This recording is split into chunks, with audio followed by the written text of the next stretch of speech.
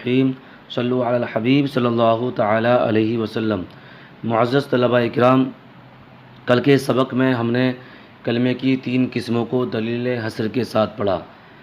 اب ہم کلام کی تعریف پڑھیں گے اور کلام کی کتنی صورتیں نکلتی ہیں، کتنی جائز کتنی ناجائز، ان تمام قسموں کو ہم پڑھیں گے۔ سب سے پہلے کلام کا لغوی اور اصطلاحی معنی کی طرف نظر کرتے ہیں۔ تو کلام کا لغوی معنی ہے ما یتکلم به قلیلا کان او کثیرا، یعنی کلام وہ ہے کہ جس پر تکلم کیا جائے، کم ہو یا زیادہ۔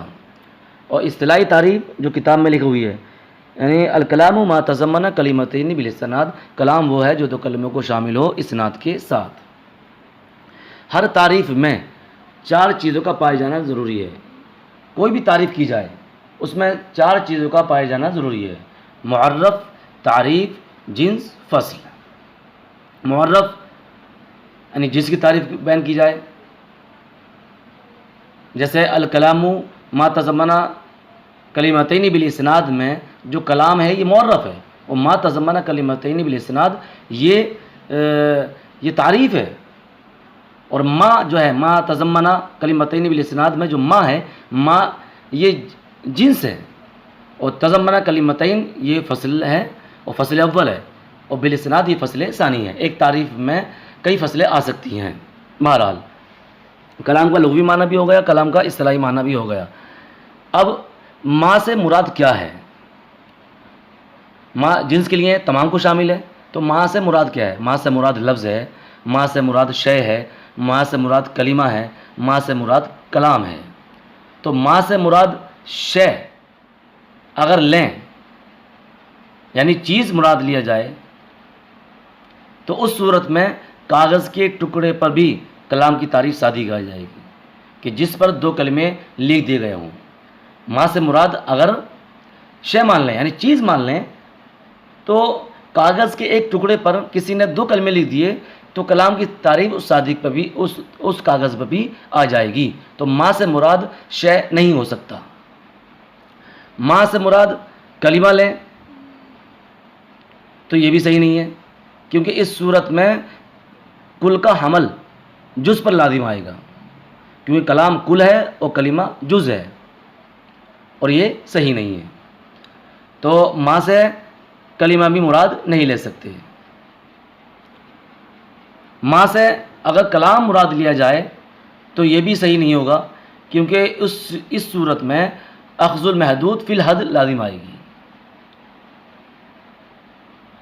یعنی کلام کو کلام سے حاصل کرنا لازم آئے گا۔ تو ما سے مراد شے بھی نہیں ہے، یعنی چیز، ما سے مراد کلمہ بھی نہیں ہے، ما سے مراد کلام بھی نہیں ہے۔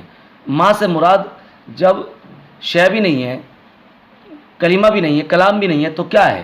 تو ما سے مراد ہے لفظ، ما سے مراد ہے لفظ۔ یا ترکیبی لحاظ سے ما موصولہ بھی ہو جائے گا اور ما موصوفہ بھی ہو جائے گا۔ ما موصولہ ہوگا تو عبارت نکلے گی الکلام اللفظ الذی تضمن کلمتین بالاسناد، یعنی کلام وہ لفظ ہے جو 2 کلموں کو شامل ہو اسناد کے ساتھ۔ اور ما موصوفہ بھی ہو جائے گا تو عبارت نکلے گی الکلام لفظ تضمن کلمتین بالاسناد، کلام وہ لفظ ہے جو 2 کلموں کو شامل ہو اسناد کے ساتھ۔ تضمن کلمتین 2 کلموں کو شامل ہو، تو اس سے مفردات کو نکال دیا۔ تضمن کلمتین اس تعریف میں فصل ہے جس سے مفردات نکل گئے، اور بالاسناد یہ فصل ثانی ہے جس سے مرکبات غیر کلامیہ یعنی مرکب غیر مفید جیسے غلام الزیدن، اس طرح کی مثالیں خارج ہو گئیں۔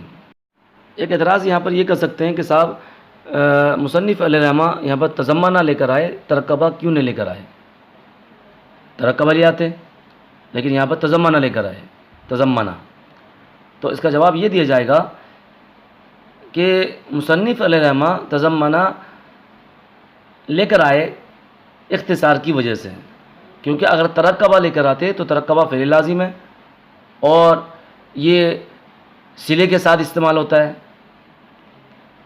کیونکہ ترکبہ فعل الادی میں تو صلے کے ساتھ استعمال ہوتا ہے، یعنی من کے ساتھ استعمال ہوتا، اور کہتے ہیں ترکبہ من کلمتین. تو یہاں پر اختصار نہیں ہوتا، اختصار ہو رہا ہے تضمنہ کلمتین میں. تو تضمنہ کو اختیار کیا، ترکبہ کو اختیار نہیں کیا. اسناد کی تعریف ہے نسبت احد الکلمتین الی الاخری، کہ دو کلموں میں سے ایک کی نسبت کرنا دوسرے کی طرف، بحیث تفید المخاطبہ فائدۃ تامۃ، اس حیثیت سے کہ مخاطب کو پورا فائدہ دے. پورا فائدہ دینے کا مطلب کیا ہے؟ ای یصیح السکوت علیہ، یعنی متکلم کا اس پر خاموش رہنا، سکوت اختیار کرنا صحیح ہو. کہا ضربہ زید، زید نے مارا. تو یہ دو کلمے ضربہ زید، اب دو کلموں میں سے ایک، یعنی ضربہ کی نسبت کی گئی زید کی طرف، اور یہ نسبت ایسی ہے کہ اس سے مخاطب کو پورا فائدہ مل رہا ہے کہ زید نے مارا، کسی اور نے نہیں مارا ہے. تو الکلام ما تضمن کلمتین بالاسناد، یہ کلام کی تعریف ہوئی ما تضمن کلمتین بالاسناد، تضمن کلمتین سے مفردات کو نکال دیا اور بالاسناد کی کیس سے مرکبات غیر کلامیہ یعنی مرکب غیر مفید کو نکال دیا، جس سے کلام کی مکمل تعریف ہو گئی. آگے بیان کر رہے ہیں ولا یتعطى ذلك الا فی اسمین او اسم و فعل، اور یہ حاصل نہیں ہوگا مگر دو اسموں سے یا ایک اسم اور ایک فعل سے. یہاں پر لا یتعطى یہ لا یحصل کے معنی میں ہے. یہاں پر ایک اعتراض یہ کر سکتے ہیں کہ جب آپ نے کلمے کی تقسیم کی اسم فعل حرف کی طرف تو وہاں پر اللہ کے ذریعے حصر نہیں کیا، لیکن جب کلام کی تقسیم کی طرف آئے تو آپ نے اللہ کے ذریعے حصر کیا. آخر کیوں کیا ایسا؟ تو اس کا جواب یہ دیا جائے گا کہ صاحب کلمے کی عقلاً تین ہی صورتیں بنتی تھیں، یعنی اسم فعل اور حرف. تو ان تینوں کو ذکر کر دیا،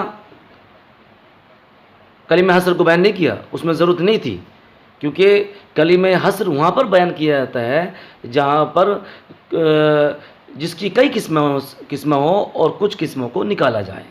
تو کلام کی عقلاً 6 صورتیں بنتی تھیں، جس میں سے 2 صورتیں صحیح ہیں اور 4 صورتیں ایسی ہیں جو کلام نہیں بن سکتی. اس اعتبار سے مصنف علیہ الرحمہ نے یہاں پر اللہ کے ذریعے حصر کر دیا. کلام کی 6 صورتیں اس طرح ہیں، یعنی کلام 2 اسموں سے مرکب ہو، ایک جیسے زید قائم، تو زید یہ بھی اسم ہے اور قائم یہ بھی اسم ہے. تو کلام 2 اسموں سے مرکب ہو جیسے زید قائم. کلام 2 فعلوں سے مرکب ہو جیسے ضربہ. کلام 2 حرف سے مرکب ہو جیسے من. کلام ایک اسم اور ایک فعل سے مرکب ہو جیسے زید ضربہ.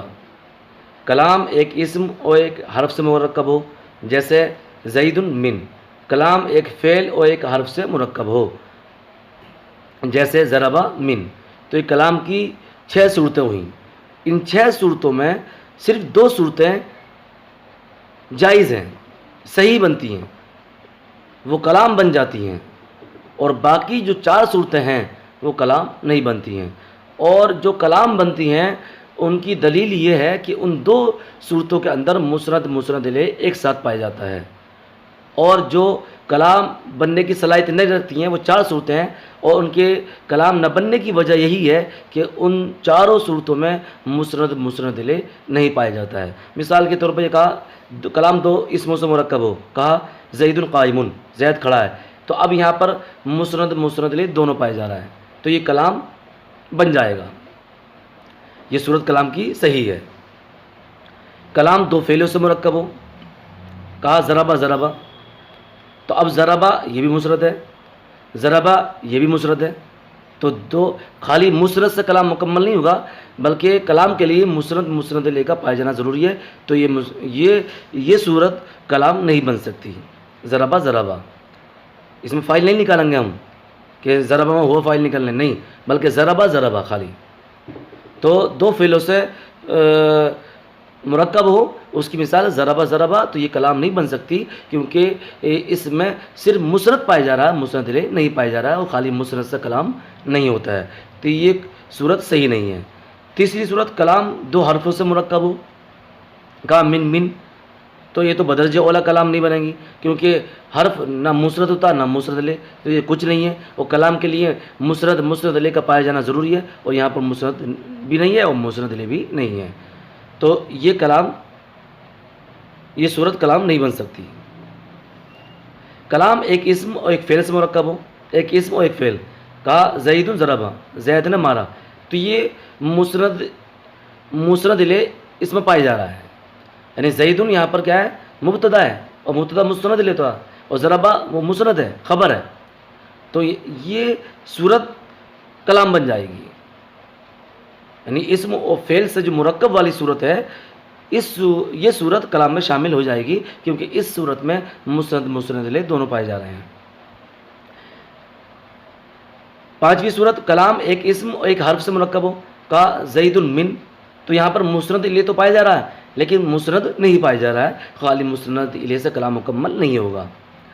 کلام ایک فعل اور ایک حرف سے ہو، کہا ضربہ من، تو یہاں پر خالی مسند پایا جا رہا ہے، مسند الیہ نہیں پایا جا رہا ہے، کیونکہ حرف ہے دوسرا کلمہ، اور حرف نہ مسند ہوتا نہ مسند الیہ، تو یہ کلام کی صورت بھی درست نہیں ہوگی۔